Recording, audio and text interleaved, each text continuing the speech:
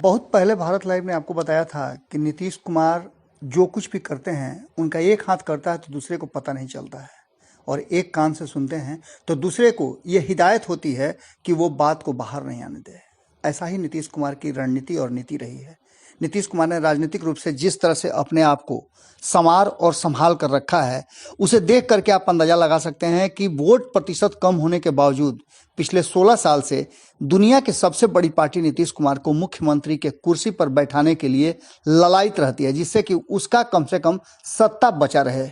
बिहार में नीतीश कुमार पूरी तरह से डोमिनेट करते हैं, और जब से लालू प्रसाद जेल में गए हैं या फिर लालू प्रसाद कमजोर हुए हैं, जब नीतीश कुमार और भारतीय जनता पार्टी एक साथ आई है, तब से लगातार नीतीश कुमार अपनी रणनीति के लिए जाने जाते हैं। कब क्या कर दें, इस बात का अंदाजा उनके अगल बगल में खड़े लोगों को भी पता नहीं चलता है। आपको याद होगा जब पत्रकारों ने जबरदस्त ढंग से नीतीश कुमार पर हमला करते हुए ये बात कही थी कि आपके अफसर तो सुनते ही नहीं हैं।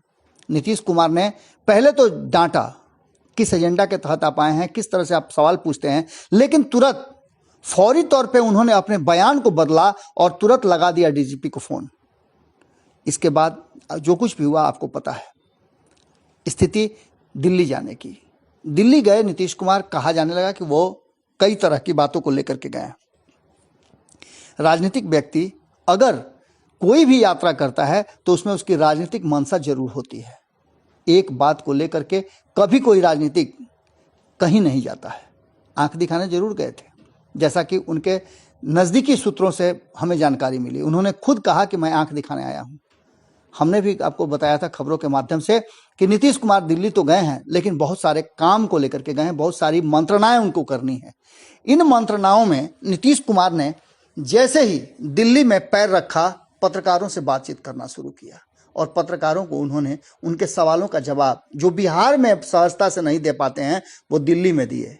इससे साफ लग रहा था कि नीतीश कुमार अब बहुत कुछ सोच करके आए हैं, और कहीं ना कहीं वो एक छोटे तालाब से निकलकर बड़े समुद्र में आए हैं, जहां उन्हें इस बात का एहसास है कि वो अब इससे तैर करके पार हो जाएंगे। इन सारी बातों को देखते हुए नीतीश कुमार ने कई बड़े फैसले किए हैं। आपको बता दें कि इन फैसलों में नीतीश कुमार ने जिस तरह से अब चुपचाप आंख दिखाने से पहले जो कुछ भी कहा उस पर अमल भी करने लगे हैं। दिल्ली में बड़ा खेल कर रहे हैं नीतीश कुमार।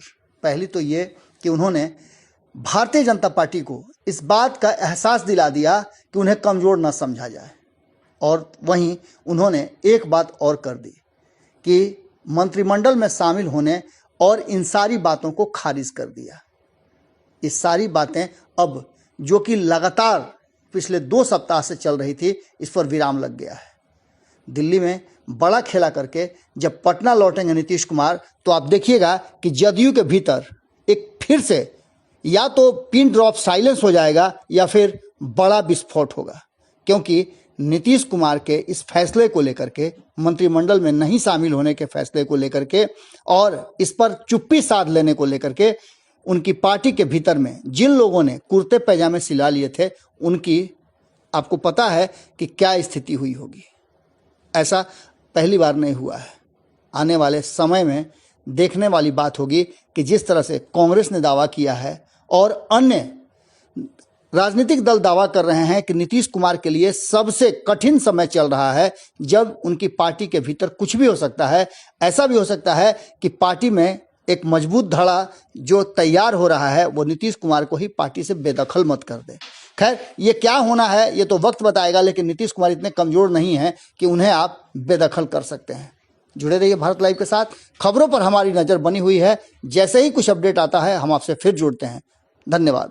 अगर ये वीडियो पसंद आई और वह बिहार के राजनीति और बिहारियत से सरोकार रखेनी तो सब्सक्राइब बटन दबा के चैनल के सब्सक्राइब कर ली। ओजे एगो घंटी बा, ओकरा बटन दबा देला से कुल सटीक और मारक खबर रुआ मुफ्त में मिल जाई।